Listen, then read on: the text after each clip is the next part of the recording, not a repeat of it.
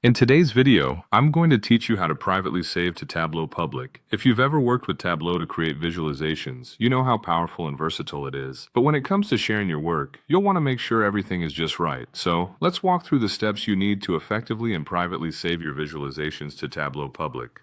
First, open your workbook in Tableau Desktop. This is your canvas, the place where all the magic happens. Be sure everything looks good here before moving on, as this is what the world will see. Once you have your workbook open and ready, direct your attention to the menu at the top. You'll want to select File from this menu. This is the gateway to saving your work in various formats. Click on File, and you'll notice several options, but the one we are interested in today is labeled Save to Tableau Public.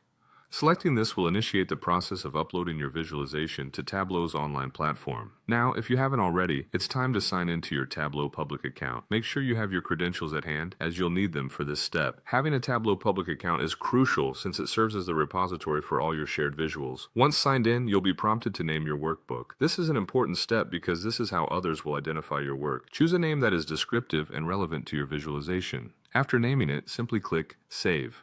This action prompts Tableau to compile your visualization and take the necessary steps to transfer it to the cloud.